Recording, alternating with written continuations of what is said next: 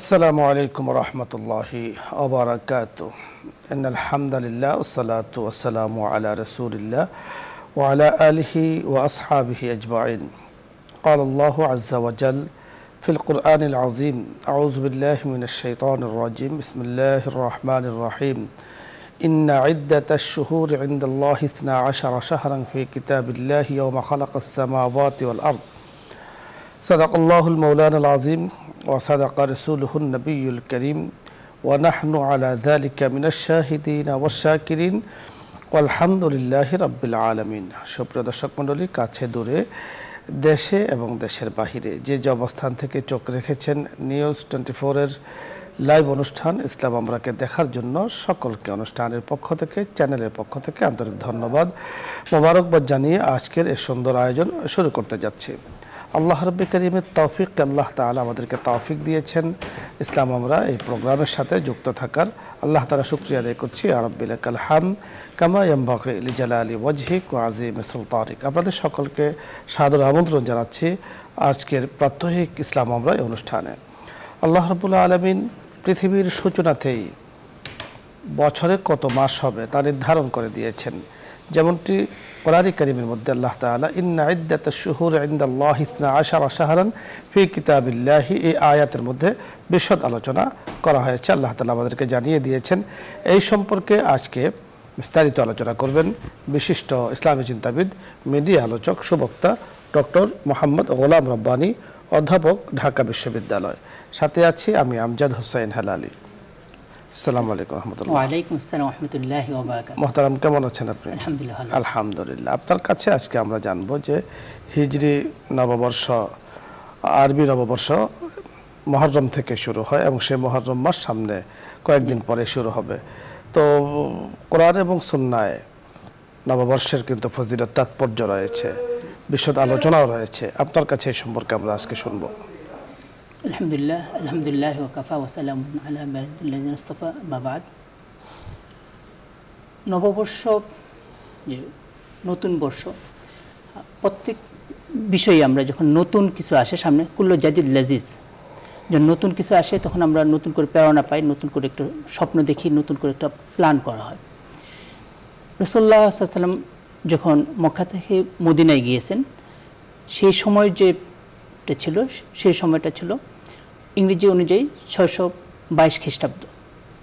এই 622 খ্রিস্টাব্দকে পরবর্তীতে হযরত উমর রাদিয়াল্লাহু আনহু যখন আসলেন, তখন চিন্তা করলেন যে একটা মুসলমানদের একটা নিজস্ব সন হওয়া দরকার।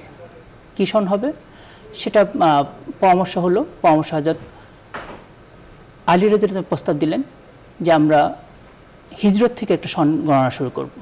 হিজরত থেকে যে সন গণনা করা হবে সেটাকে আমরা নাম দিব হিজরি। এবং সেটা প্রথম মাস কী হবে সে ব্যাপারে প্রস্তাব আসলে হযরত ওসমান রাদিয়াল্লাহু আনহুর পক্ষ থেকে। উনি প্রস্তাব দিলেন যে প্রথম মাস হবে মুহররম, যেটা আপনি বলতেছিলেন যে আল্লাহ তাআলার পক্ষ থেকে কিন্তু প্রথম থেকেই, মানে যখন পৃথিবীর সৃষ্টি করা হয়েছে তখন থেকে কিন্তু 12টা মাস নির্ধারণ করে দেওয়া হয়েছে। এবং আরবদের মধ্যে মুহররম, সফর এই মাসগুলির গণনা করা প্রচলন ছিল, কিন্তু হিজরি সাল যেটা, সেটা কিন্তু গণনার প্রচলন ছিল না। কেন ছিল না? এক এক সময় আসলে এক এক বাদশাহ অনুযায়ী তারা সন গণনা করতো। যেমন কখন আবার যে আসহাবে কাহফের যে ঘটনা ঘটেছে সেটা থেকে সন গণনা করা হতো। কখনো কোনো বাদশাহ রাজ সিংহাসনে বসছেন, সেখান থেকে সন গণনা করা হতো। আমাদের দেশেও যে দেখি, একসময় আমরা দেখেছি মুরব্বিদেরকে বলতে সংগ্রামের 5 বছর আগে, সংগ্রামের 3 বছর পরে, এভাবে ওনারা মানে 71-এর যে বিষয়টা আছে সংগ্রাম, ওনাদের মানে আঞ্চলিক ভাষায় সংগ্রাম ওনারা বলতেন, সেই হিসেবে সন গণনা করা হয়। হযরত উমর রাদিয়াল্লাহু আনহুর সময় দেখা গেল যে একটা সন প্রয়োজন। আবু মুসা আশআরী রাদিয়াল্লাহু আনহু প্রস্তাব দিলেন যে একটা সন হওয়া দরকার। তখন আমরা যেটা বললেন যে হিজরতের 16 বছর পরে হযরত উমর রাদিয়াল্লাহু আনহু থেকে শুরু হলো হিজরি সন। এখন কথা, আমাদের সামনে কিন্তু অনেকগুলো সন আছে, বাংলা সন আছে, তারপরে ইংরেজি সন আছে, হিজরি সন আছে। বাংলা সনের কথা আমরা যদি বলি, এই বাংলা সনটাও কিন্তু হিজরি সনের উপর ভর করেই হয়েছে। কীভাবে? যখন সম্রাট আকবর তার সিংহাসনে বসলেন, তখন থেকে একটা সন উনি নতুন ঘোষণা দিতে চাচ্ছেন, যেটা মানে সৌরবৎসরের সাথে মিলবে। সেটার ফাউন্ডেশন ধরলেন কোনটা? ফাউন্ডেশন ধরলেন হিজরি সন থেকে। বাংলা সন শুরু হলো 963 হিজরির থেকে। মানে 963 সালই ছিল বাংলা প্রথম বছর। তাহলে আমরা বাংলা সন যেটা দেখতেছি, বাংলা সনটারও উৎপত্তি সেটা হলো হিজরি সন থেকে। আরেকটা ছিল খ্রিস্টাব্দ যেটাকে বলা হয় বা ইংরেজি সন যেটা বলা হয়, সেটাও একজন নবী থেকেই শুরু, সেটা হলো ঈসা আলাইহিস সালামের জন্ম থেকে। সেই হিসেবে প্রত্যেকটা সন যে আছে, সনগুলির সাথে ইসলামের একটা সম্পর্ক আছে। বিশেষ করে হিজরি সনের যে সম্পর্কটা আছে সেটা হলো মদিনার হিজরতের সাথে একটা সম্পর্ক। মদিনার হিজরত কি? মদিনার হিজরতের পর থেকে রাসূলুল্লাহ সাল্লাম ইসলামকে এগিয়ে নিয়ে যাওয়ার জন্য অনেক বেশি সুযোগ পেয়েছেন, ইসলাম শক্তিশালী হয়েছে। সুতরাং আমরা যখন হিজরি সনটা গণনা করব, তখন একটা আমাদের ভিতরে মাথায় কাজ করবে, সেটা হলো আমাদের ওই ইতিহাস, যে ইতিহাস মক্কা থেকে মদিনায় আসা, মদিনায় আসার মধ্যে আমরা কি করেছি, আমরা স্ট্রং হয়েছি, শক্তিশালী হয়েছি। এখন কথা হলো যে আমরা হিজরি সন যে গণনা করব, আমরা নববর্ষ পালন করব, সেটা কতটুকু পালন করা ইসলামের দৃষ্টিতে, সেই প্রসঙ্গে যদি আসে, সেটা হলো সাহাবায়ে কেরাম যখনই কারোর সাথে দেখা হতো তখন ওনারা দোয়া করতেন। বিশেষ করে ঈদের দিনগুলিতে দোয়া করতেন, নববর্ষের দিনগুলিতে দোয়া করতেন, তাকাব্বালাল্লাহু মিন্না মিনকুম, কুল্লা আমিন ওয়া আনতুম বিখাইর। এটা এখন আরবে প্রচলিত আছে। এটা মানে তোমার সারাটা বছর সুন্দরভাবে কাটুক, এটা দোয়া। এরকম না যে মানে রাতে গাড়ি চালাবো, খুব স্পিডে গাড়ি চালাবো, চালিয়ে তারপর মদ খাবো, এটার নাম হলো নববর্ষ পালন, এরকম না। ওনারা যেটা পালন করতেন, পালন করার সিস্টেমটা ছিল যে দোয়া করা, তাকাব্বালাল্লাহু মিন্না ওয়া মিনকুম, আল্লাহ তাআলা তোমার সমস্ত আমল, গত বছরে যত আমল করেছো সেগুলি আমল কবুল করুক, এবং সামনে যে সমস্ত আমল করবা সেগুলির জন্য আল্লাহ তাআলা কবুল করেন। এই দোয়ার মাধ্যমে হতো। এবং আরেকটা দোয়া যেটা বললাম, কুল্লা আমিন ওয়া আনতুম বিখাইর, সারাটা বছর তোমার সুন্দর কাটুক, ভালো কাটুক। এটা আমরা শুভেচ্ছা জানাই, আমরা বাংলাতে অনেক সময় শুভেচ্ছা জানানো হয়। এখন নতুন যে বছর আছে, সেই নতুন বছর, এই বছর আমাদের পহেলা মুহররম বাংলাদেশে হবে 8ই জুলাই সম্ভাব্য ইনশাআল্লাহ, মানে আজ 1 তারিখ, 8 তারিখ, মানে এক সপ্তাহ পরই হবে। নতুন বছরে আমাকে কি করতে হবে, পিছনের যে বিষয়গুলো আছে সেগুলি থেকে তওবা করতে হবে। এমন যে মুসলমানদের কি হবে, পিছনটা যে আছে, পিছন থেকে সামনের যে সময়টা আছে সেটা যেন সবসময় ভালো হয়, সেটা চেষ্টা করতে। আর পিছনটা আমাকে একটু 1 বছর তাকাইতে হবে যে আমি এই পিছনে যে কাজগুলি করেছি, নামাজ আমার 5 ওয়াক্ত হয়েছে, জামাতের সাথে হয়েছে কিনা, আমার রোজাগুলো সবগুলো সুন্দরভাবে হয়েছে কিনা, পরিপূর্ণ নিয়ম মেনে হয়েছে কিনা, জাকাত আমার দেওয়ার দরকার ছিল সেই জাকাতগুলো আমি দিয়েছি কিনা, হজ যদি ফরজ হয়ে থাকে তাহলে আমি সেটা করেছি কিনা, সবগুলো হিসাব নিকাশ আমি করব যে পিছনের যে আমার একটা বছর গেছে সেই বছর আমি ঠিকমতো কাজগুলি করেছি কিনা। যদি কমতি থাকে তাহলে সেখানে আমি কি করব, তওবা করব, ইস্তেগফার করব, এবং সামনের জন্য আজম করতে হবে, দৃঢ়পত্তে নিতে হবে যে আমি ভালো কাজ করব, আমার সামনের বছরটা যেন সুন্দর যায়, আগের বছরের তুলনায় যেন নামাজটা আরও সুন্দর হয়, আগের বছরের তুলনায় যেন আমার ইবাদত বন্দেগী আরও সুন্দর হয়, আগের বছরের তুলনায় দান সদকার জন্য আর একটু বেশি হয়। সেই প্রত্যয় নিয়ে আমাদের শুরু করতে হবে নতুন বছর। যথার্থ আপনি বলেছেন। দর্শক মণ্ডলী, আর হিজরি নববর্ষর গুরুত্ব, তাৎপর্য নিয়ে আমরা কথা বলছিলাম। আরবি 12 মাস সমাদৃত, আরবি 12 মাস স্বীকৃত কোরআন দ্বারা। আল্লাহ তাআলা ইন্না ইদ্দাতাশ শুহুর ইনদাল্লাহি 12 শাহরান ফি কিতাবিল্লাহি, এই আয়াত দ্বারা আমাদেরকে জানিয়ে দিয়েছেন আরবি নববর্ষের প্রথম মাস মাহে মুহররম, মুহররমুল হারাম, অর্থাৎ অত্যন্ত বরকতময় এই মাসটি। এই মাসের মধ্যে ঐতিহাসিক বহু ঘটনা ঘটেছে যা শুধুমাত্র কারবালার ইতিহাসের সাথে সম্পৃক্ত নয়, বরং পৃথিবীর সূচনা থেকে নিয়ে রাসূল আকরাম সাল্লাল্লাহু আলাইহি সাল্লাম পর্যন্ত অনেকগুলো ঐতিহাসিক ঘটনা ঘটেছে। আল্লাহ চাহে তো আমরা বিস্তারিত আলোচনা করব, তবে আজকে নয়, তা হলো ধীরে ধীরে আস্তে আস্তে আলোচনা করব। নববর্ষ আসছে, আমাদের মোহতারাম আমাদেরকে জানিয়ে দিয়েছেন আমাদের করণীয় কি, বর্জনীয় কি। অবশ্যই করণীয় কাজগুলো আল্লাহ তাআলার কাছে অতীতের অপরাধের জন্য ক্ষমা চাওয়া, অতীতের অর্জনগুলোর জন্য শুকরিয়া আদায় করা, ভবিষ্যতে যেন ভালো অর্জন হয়, আমার খাতায় ভালো অর্জন কিছু জমে, তার জন্য ফিকির করা এবং প্ল্যান প্রোগ্রাম করা। মানুষ যত সুন্দর, যত সঠিক প্ল্যান করে তত সে আগাতে পারে, তত সে অগ্রসর হতে পারে, উন্নতি, অগ্রগতি, সমৃদ্ধি তার পদচুম্বন করে। মানুষের প্ল্যানে যদি কোনো জায়গায় সমস্যা হয়ে যায় তাহলে তার অগ্রগতির ক্ষেত্র কিন্তু সেটা বাধা হয়ে দাঁড়িয়ে যায়। তাই আল্লাহ তাআলার কাছে আমরা দোয়া করছি আল্লাহ তাআলা যেন আমাদেরকে অতীতের গুনাহগুলো মাফ করে দেন, ভবিষ্যতে যেন আল্লাহ রাসূলের হুকুম মোতাবেক চলতে পারি, যেই পথে যে মতে চললে ইহ এবং পরজগতে শান্তি আসবে ওই পথে মতে চলার আমাদেরকে তৌফিক দান করুন। দেখুন আমরা আল্লাহ তাআলার কাছে দোয়া করি, আল্লাহ রাব্বানা আতিনা ফিদ দুনিয়া হাসানা ওয়া ফিল আখিরাতি হাসানা ওয়া কিনা আযাবান নার। আল্লাহ ইহ পরজগতে আপনি আমাদের জন্য কল্যাণের ফয়সালা করুন। আল্লাহ পাক যার জন্য কল্যাণের ফয়সালা করেছেন তাকে কেউ ক্ষতি করতে পারবে না, আর যার জন্য অকল্যাণের ফয়সালা করেছেন তাকে কেউ উপকার করতে পারবে না। এটাই আল্লাহ তাআলার সিদ্ধান্ত। আল্লাহ রব্বুল কারীমের কাছে আমরা দোয়া করছি আল্লাহ তাআলা আমাদের সকলকে মাফ করে দিন, যারা চলে গিয়েছেন তাদেরকে আল্লাহ তাআলা মাফ করে দিন। আপনাদের কাছে আজকে যে বিষয় নিয়ে আমরা কথা বলছিলাম, বিষয় নিয়ে যদি আপনাদের কোনো কিছু জানার বোঝার থাকে প্রশ্ন করুন, অথবা যে কোনো মাসলা মাসাইল নিয়ে আপনি চাইলে প্রশ্ন করতে পারেন, আমরা চেষ্টা করব কথা বলার জন্য। প্রথমে যিনি আছেন, আসসালামু আলাইকুম ওয়া রাহমাতুল্লাহ। দর্শক নাম বলে পরিচয় দিয়ে প্রশ্ন করুন।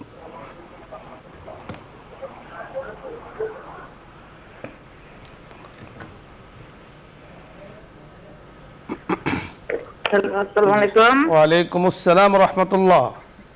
হুজুর আমার তিনটি প্রশ্ন। জি হুজুর বলুন, প্রশ্ন বলুন। সালাতুল তাসবিহ নামাজ পড়ার সময় আলহামদুলিল্লাহ পরে সুবহানাল্লাহি আলহামদুলিল্লাহ লা ইলাহা ইল্লাল্লাহ আল্লাহু আকবার, এটা যতবার বললাম 10 বার বললাম, 10 বারে কি বিসমিল্লাহির রহমানির রহিম বলতে হবে? জি বুঝতে পেরেছি। দ্বিতীয় প্রশ্ন বলুন। হ্যাঁ, দ্বিতীয় প্রশ্ন হচ্ছে আমি যে কোনো একটা নিয়ত বলুন, নিয়ত বলে যখন আমি 4টা প্রশ্ন করুন, 10টা প্রশ্ন বললাম, যেমন দরজ শরীফ 100 বার, আয়াতুল কুরসি 100 বার, তারপরে দোয়াই নস লা হাওলা ওয়ালা কুওয়াতা ইল্লা বিল্লাহ মালিকুল হাক্কিল মুবিন, এই ধরনের আস্তাগফিরুল্লাহ সুবহানাল্লাহ সুবহানাল্লাহ এরকম 1000 বার বলুন। আমি কি জানামাজে বই পড়ুন নাকি হাইটে হাইটে অথবা চেয়ারে বসে অথবা বারান্দায় বসে? বুঝতে পেরেছি। 3 নম্বর প্রশ্ন বলুন। 3 নম্বর প্রশ্ন হচ্ছে হুজুর আমি নামাজ পড়ি, যে কোনো নামাজ ফরজ যোহরের আমি নামাজের পরে দোয়াগুলো যে পড়ুন, তখন আমি পায়ের ব্যথায় নামাজে পুরাটা আসন দিয়ে বসে বা নামাজের মতন বসে পড়তে পারি না, পাও মেলে বসে এদিক ওদিকে, তাকে আমার হবে? আর বুঝতে পেরেছি, ধন্যবাদ আপনাকে। 3টি প্রশ্ন আপনার মাধ্যমে আমাদের কাছে এসেছে, আমরা কথা বলছি এক এক করে, আপনি খুব খেয়াল করে শুনতে থাকুন।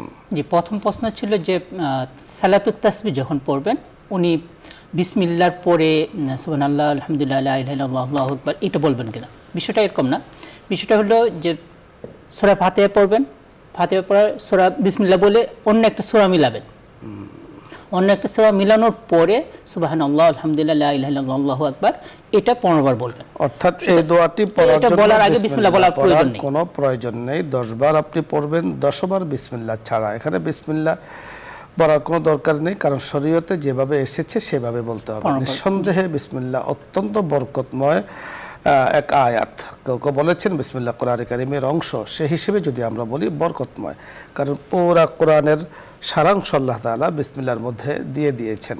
সেই ক্ষেত্রে বিসমিল্লাহর বারাকা রয়েছে। তবে এখানে যেহেতু আপনি সূচনাতে বিসমিল্লাহ পড়েছেন, আর এখানে বিসমিল্লাহ পড়ার প্রয়োজন নেই, আপনি শুধু নির্দিষ্ট যে দোয়া আছে ওই দোয়াটি পড়বেন। আরেকটি প্রশ্ন করেছেন আপনি, জিকিরের কথা বলেছেন, বিভিন্ন জিকির হেঁটে বসে চেয়ারে বসে করতে পারেন। জিকিরের বিষয়টা হলো যে এখানে কোরআনে স্পষ্ট বলা হয়েছে যে তোমরা আল্লাহ তাআলা জিকির করো শুয়ে বসে দাঁড়িয়ে সব অবস্থায়। এমন না যে আমাকে জায়নামাজে বসেই জিকির করতে হবে, আর এটাও না যে আমাকে গনে গনে 100টাই জিকির করতে হবে। হ্যাঁ, আমি জিকির করব, আমি ব্যক্তিগতভাবে বলে থাকি যে আমি যে আল্লাহর নাম নিব সেটা কেন গনে গনে কেন নিব? মানে আল্লাহকে মানে যত বেশি ডাকা যায়।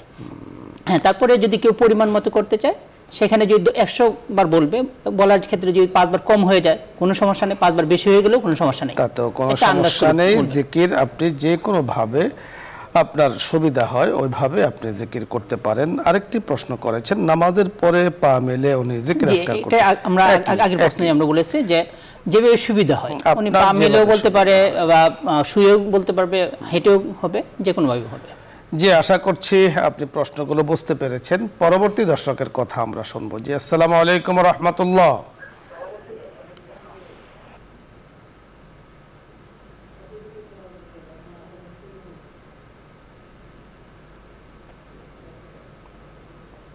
দর্শক শুনতে পাচ্ছেন, প্রশ্ন করুন। আসসালামু আলাইকুম। ওয়ালাইকুম আসসালাম ওয়া রাহমাতুল্লাহ।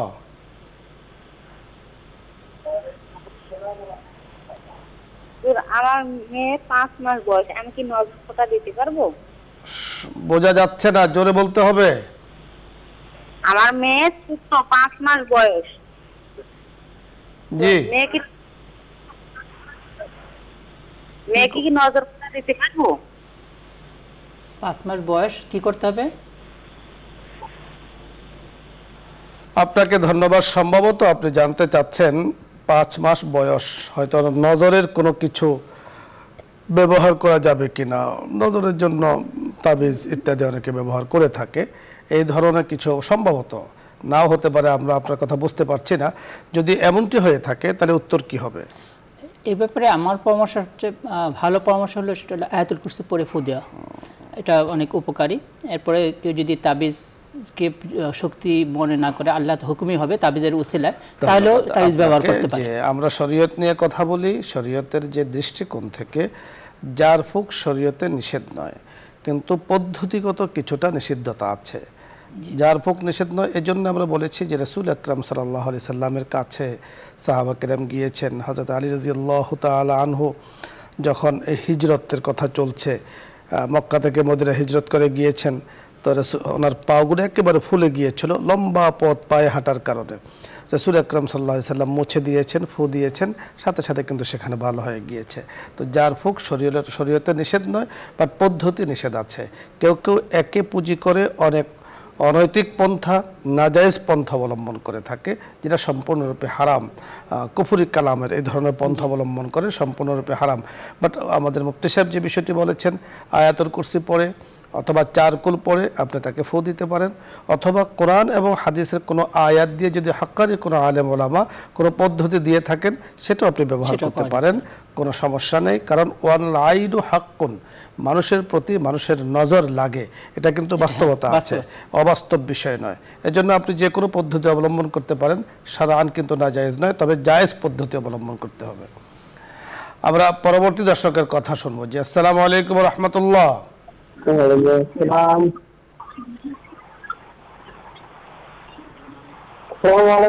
ওয়ালাইকুম আসসালাম।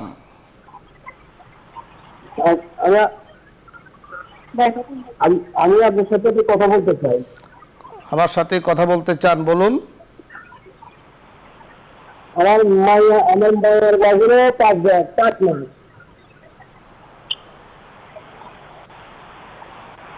টিভির ভলিউম একেবারে কমিয়ে আবার আরেকবার বলুন।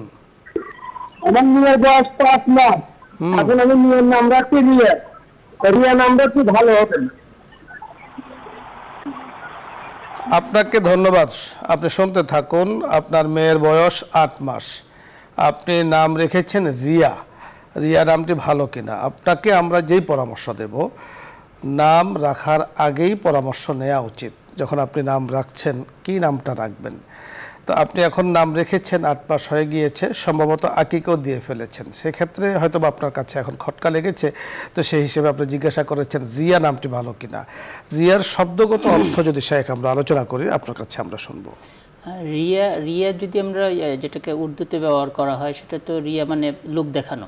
এটা অবশ্যই নামের অর্থ ভালো না, এবং এটা পরিবর্তনযোগ্য। এখন উনি যদি বাংলা নাম হিসেবে রেখে থাকেন এবং রিয়ার অর্থ কি, অথবা ইংলিশ নাম হিসেবে রেখে থাকেন, অর্থ কি আমার জানা নেই। তাহলে যদি অন্য কোনো ভালো অর্থ, মানে মোট কথা হলো ওনাকে জানতে হবে যে এটার অর্থটা কি।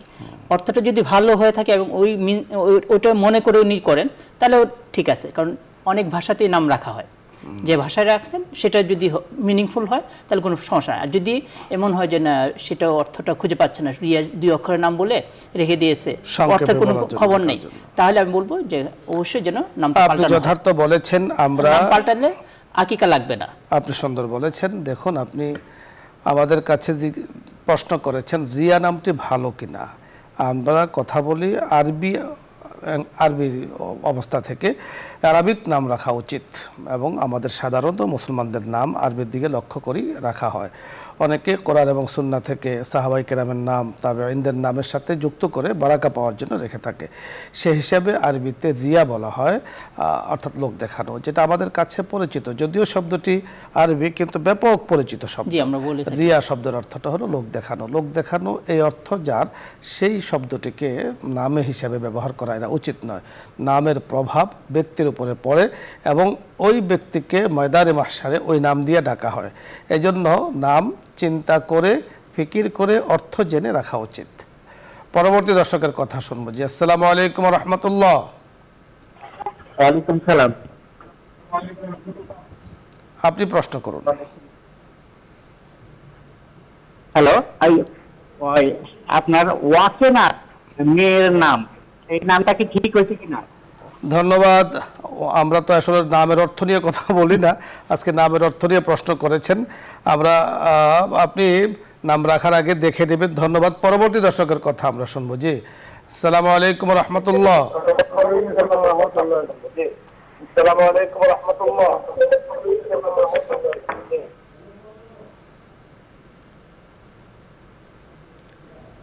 আসসালামু আলাইকুম ওয়া রাহমাতুল্লাহ।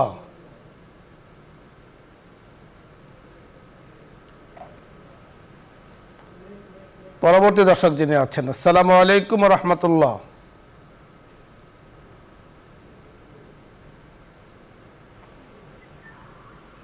দর্শক, ওয়ালাইকুম আসসালাম ওয়া রাহমাতুল্লাহ।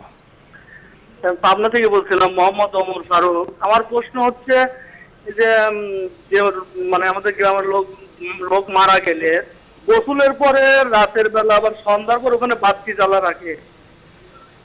হ্যাঁ হ্যাঁ, এখানে গোসল করা, হ্যাঁ, মোমবাতি বা এইরকম আলোতে রাখে। এটা ইসলাম কি বলে? ইসলামের দৃষ্টিতে কি বলে আমরা আলোচনা করছি। খুব গুরুত্বপূর্ণ একটা বিষয় আপনি জানতে চেয়েছেন, আমরা কথা বলছি। আমার যতদূর বুঝে আসতেছে, বিদআত ছাড়া কিছু হবে না, জাস্ট মন গড়া একটা বিষয়।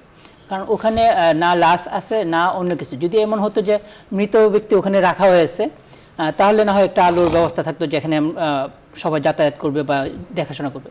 তো যেখানে গোসল দিয়ে আমরা ওখান থেকে কাজ শেষ করে চলে আসলাম, সেখানে আলো জ্বালিয়ে রাখার কোনো মানে যৌক্তিকতা নেই।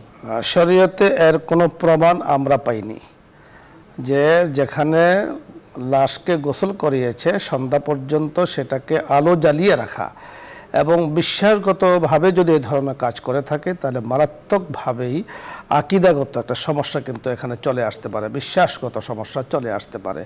হয়তোবা নিঃসন্দেহে যারা এই কাজটি করছেন তারা কোনো আকীদা লালন করেন, কোনো বিশ্বাস লালন করেন যে এখানে রূহ থাকে, অথবা এটাকে করা উচিত। গোসল করিয়েছেন, পরবর্তীতে এই জায়গাটাকে ধুয়ে মুছে পরিষ্কার পরিচ্ছন্ন করে স্বাভাবিক জায়গার মতো হয়ে যাবে। এখানে অন্য কোনো কিছু করার প্রয়োজন নেই, কারণ একটা সময় দেখা যাবে যে এটা এখন সূচনাতে আছে, একটা সময় এটা আরও বড় পর্যায় পর্যন্ত চলে যেতে পারে, একটা সময় শিরিক পর্যন্ত চলে যেতে পারে। এজন্য এই ধরনের কুসংস্কার থেকে আমাদের সকলকে সতর্ক থাকতে হবে, সতর্ক পন্থা পদ্ধতি অবলম্বন করতে হবে। ধন্যবাদ। পরবর্তী দর্শকের কথা আমরা শুনবো। জি, আসসালামু আলাইকুম ওয়া রাহমাতুল্লাহ।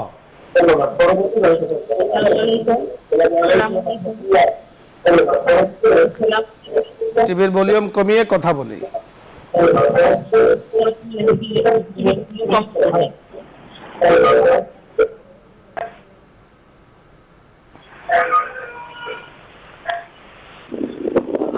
পরবর্তী দর্শকের কথা শুনবো। জি, আসসালামু আলাইকুম ওয়া রাহমাতুল্লাহ। আসসালামু আলাইকুম। ওয়ালাইকুম আসসালাম। হুজুর, আমার তিনটি প্রশ্ন ছিল। টিভির ভলিউম কমিয়ে প্রশ্নগুলো বলুন। হুজুর, জি, নামাজ পড়ার সময় যে পায়ের পাতা দেখলে নামাজ হবে? জি। 2 নম্বর প্রশ্ন। হুজুর, আমার রিলেটিভ মানে ও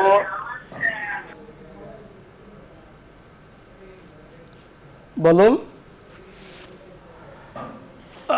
ধন্যবাদ আপনাকে। হয়তোবা কানেকশন বিচ্ছিন্ন। আপনি যে মাসআলাটি জানতে চেয়েছেন, মহিলাদের জন্য নামাজ পড়া অবস্থায় পায়ের পাতা বা গোড়ালি দেখাতে কোনো সমস্যা আছে কিনা? জি, মেয়েদের জন্য নামাজ পড়া অবস্থায় 3টা জায়গা মানে খোলা রাখার সুযোগ আছে, সেটা হলো এই মুখমণ্ডল। এটা মানে বাহিরে না, মানে ঘরের ভিতরেই একটু মুখমণ্ডল খোলা রাখা, আর কবজি পর্যন্ত আর পায়ের পাতা, এই 3টা জায়গায় খোলা রাখার সুযোগ আছে। অর্থাৎ আপনি যখন ঘরে যেখানে মাহরাম পুরুষ থাকে সেখানে আপনি এভাবে নামাজ পড়বেন, কিন্তু এছাড়া পুরুষের জন্য টাকনু গিরার নিচে কাপড় পরা হারাম, কিন্তু মহিলাদের জন্য এটাকে হারাম করা হয়নি, সেটাকেও বলা হচ্ছে ঢেকে রাখার জন্য। প্রয়োজনে অতটুকু প্রয়োজন সাপেক্ষ, অর্থাৎ আপনি হাত দ্বারা কিছু ধরছেন ই করবেন, সেক্ষেত্রে বলা হয়েছে কবজি পর্যন্ত খোলা রাখা যায়, প্রয়োজনে সুযোগ আছে। ঢেকে রাখলে কোনো সমস্যা নেই, ঢেকে রাখলে সমস্যা নাই, শরীয়ত উদ্বুদ্ধ করেছে। মুফতি আরে কেরাম বলেছেন যে পরিবেশের কারণে অনেক সময় মাসআলার মধ্যে কিছুটা শিথিলতা আসে অথবা কিছু কঠোরতা আসে, মুফতি আরে কেরাম রিসার্চ করে গবেষণা করে সেটা বের করেছেন। তো সেই হিসেবে কারণ আপনি যেমনটি বলেছেন যে চেহারার যে বিষয়টি, এখন কোরআনে কারিমের মধ্যে সরাসরি আল্লাহ তাআলা আয়াত নাযিল করে জানিয়ে দিয়েছেন যে জিলবাবের কথা এনেছেন, যে তারা যেন তাদের চেহারার মধ্যে জিলবাব টেনে দেয়। এবং মুফাসসিরিনে কেরাম এই জিলবাবের যে অর্থ করেছেন তা হলো চাদর টেনে দেওয়া। আমরা প্রচলিত যে বোরকা পরি, এই বোরকার কথা তো নেই, চাদরের কথা আছে।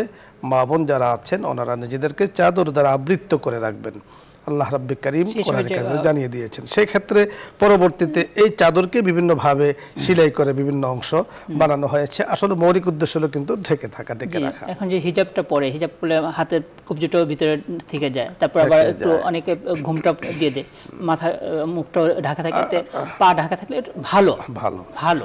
পরবর্তী দর্শকের কথা আমরা শুনবো। জি, আসসালামু আলাইকুম ওয়া রাহমাতুল্লাহ।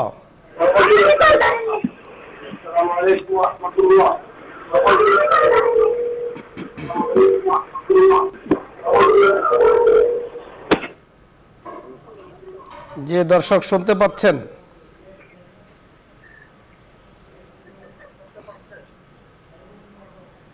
হ্যালো, আসসালামু আলাইকুম। ওয়া আলাইকুম আসসালাম ওয়া রাহমাতুল্লাহ।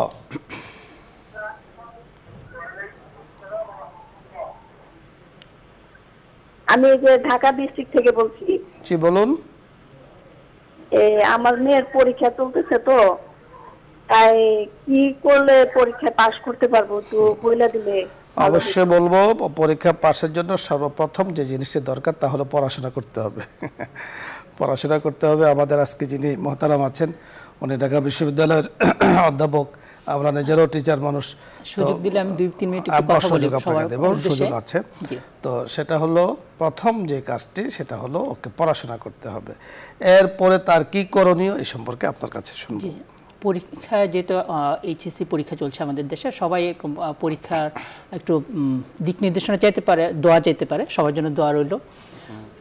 প্রথম যে বিষয়টা হলো পড়াটা প্রতিদিন পড়ে ফেলা, এরকম না যে জমিয়ে রাখা, প্রতিদিন পড়বে। পরীক্ষার জন্য যতটুকু পড়া দরকার সাজেশন থাকবে সে একটু পুরাপুরি পড়বে, পড়ার পরে পরীক্ষা খাতা পুরাপুরি লিখে আসতে হবে। এরকম না যে হুজুরের কাছ থেকে দোয়া নিয়ে এসেছি, এখন পরীক্ষা খাতে কোনো রকম একটু লিখে চলে আসলাম, তাহলে হবে না, পরিপূর্ণ লিখতে হবে। সবচেয়ে বড় যে জিনিসটা আমি যে গুরুত্ব দিচ্ছি, যে পরীক্ষা খাতা লিখে আসার, পরিপূর্ণ লিখে আসার পরেও আল্লাহর কাছে দোয়া করতে হবে। কি দোয়া করতে হবে? 2 রাকাত নামাজ পড়ে সালাতুল হাজাত পড়ে আল্লাহর কাছে দোয়া করতে হবে। কেন? আমরা শিক্ষক মানুষ, আমরা জানি যে আমরা সবসময় যে খাতা দেখি এক মোট থাকে না। একটা 10 নম্বরের প্রশ্নের মধ্যে আমরা 8ও দিতে পারি, 7ও দিতে পারি, 6ও দিতে পারি। এখন হয়তো সে 7-এর উপযুক্ত লিখেছে, আমার মনটা চাচ্ছে যে আমি একটু বাড়ায় দিয়ে দিই, 8 দিয়ে দিলাম, তাহলে কিন্তু তার লাভ হয়ে গেল। আবার মনটা ভালো না, বা একটু এমন আছে জায়গাগুলি পয়েন্টে আমরা দেখেছি যেখানে সে হয়তো খারাপ লিখেছে, তখন আমি 6 নাম্বার দিয়ে দিলাম। 7 পাওয়ার উপযুক্ত, 7-এ 8ও দেওয়া যাবে, 7ও দেওয়া যাবে, 6ও দেওয়া যাবে। এই যে বেশ কমটা যে হচ্ছে, এটা কিন্তু আল্লাহ তাআলা আমার উপরে একটা প্রভাব ফেলতেছেন, সেই প্রভাবের কারণে হচ্ছে।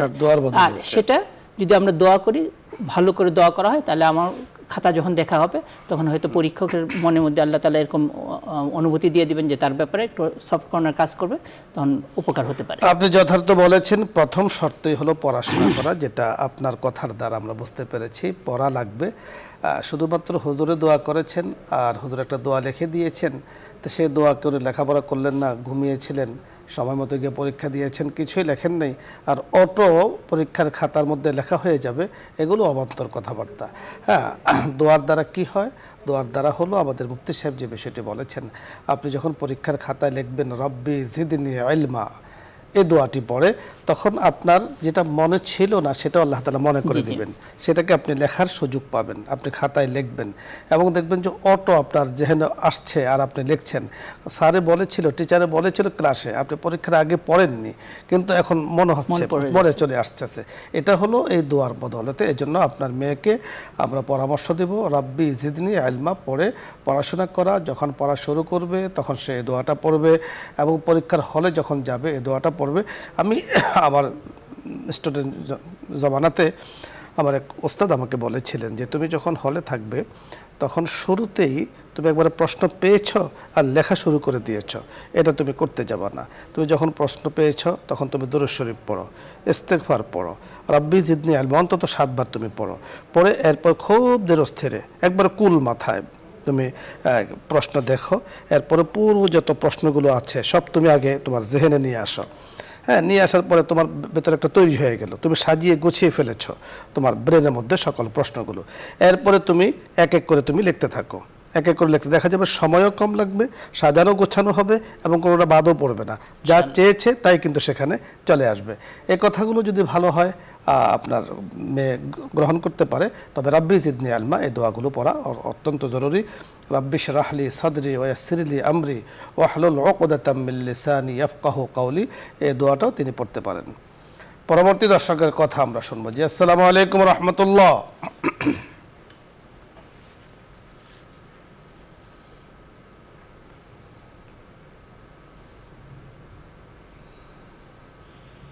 আসসালামু আলাইকুম। ওয়ালাইকুম আসসালাম। আসসালামু আলাইকুম। ওয়ালাইকুম আসসালাম ওয়া রাহমাতুল্লাহ। আমার একটা প্রশ্ন। জি বলুন। আমার একটা জমি আছে, জমির মূল্য 15 লাখ টাকা। এখন ওই জমিতে কোনো বাড়ি ঘর করা নাই, কোনো ফসল ফলানো নাই। এখন আমরা 2 মাস আমরা ভাড়া থাকি। এখন কি ওই জমির উপরে কোনো জাকাত আছে? আমরা বুঝতে পেরেছি, আপনি শুনতে থাকুন, আমরা কথা বলছি। জমিন আছে, জমিন বুঝতে পেরেছেন প্রশ্ন আপনি? আপনি শুনতে থাকুন, আমরা কথা বলছি। ওনার একটা জমিন আছে, ওই জমির দাম 15 লাখ টাকা, উনি ভাড়া থাকেন, সম্ভবত আর কিছু নেই। তো এই জমির উপরে জাকাত আসবে কিনা? জমির উপরে জাকাত আসে না, কখনো জাকাত আসে না, জমির উপর আসে না। জমির ফসল যেটা আসবে সেটাও যদি অতিরিক্ত হয়, মানে প্রয়োজনের অতিরিক্ত হয়, তখন জাকাতের হিসাবে যাবে, হিসাবে খাতা যাবে। জাকাত আসতে পারে, নাও আসতে পারে। ধন্যবাদ আপনাকে মোহতারাম, সুন্দর চমৎকার কথা আজকে আপনি আমাদের অনুষ্ঠানে এসেছেন এবং দর্শকদের জন্য উপহার দিয়েছেন। দর্শক মণ্ডলী, আমরা অনুষ্ঠানের একেবারে শেষ পর্যায়ে আছি। হিজরি নববর্ষ নিয়ে আমরা কথা বলছিলাম। মুসলিম হিসেবে আমাদের হিজরি নববর্ষকে গুরুত্ব দেওয়া উচিত। আমাদের মনে রাখতে হবে যে আমরা যতগুলি ইবাদত করি সকল ইবাদতের সম্পর্ক কেন্দ্র আরবি হিজরি নববর্ষের সাথে। দেখুন, 10 মুহররমের যদি হিসাব করি সেটাও হলো চাঁদের হিসাবের সাথে। আমরা যদি 12 রবিউল আউয়াল হিসাব করি তাও চাঁদের সাথে। আমরা শবে বরাত হিসাব করি তাও চাঁদের সাথে। আমরা মাহে রমজানের চাঁদ হিসাব করি তাও চাঁদের সাথে। আমরা ঈদুল আজহা, ঈদুল ফিতর হিসাব করি তাও চাঁদের সাথে। এছাড়াও অন্যান্য যে সমস্ত ইবাদতগুলো আছে, ফরজ, ওয়াজিব, হজ, যাকাত ইত্যাদি, এগুলো চাঁদের সাথে। এজন্য চাঁদের সাথে হিসাব করা উচিত। এবং বছর হিসাবে দেখা যায় ইংরেজি বর্ষ এবং আরবি নববর্ষ হিসাবে আরবি বর্ষ হিসাবে দেখা যায় আরবি হিসাবে কিছুটা কম হয়, 10-12 দিন কম হয়, 10-11 দিন কিন্তু সেই হিসাবে কম হয়, ইংরেজিতে বেশি হয়।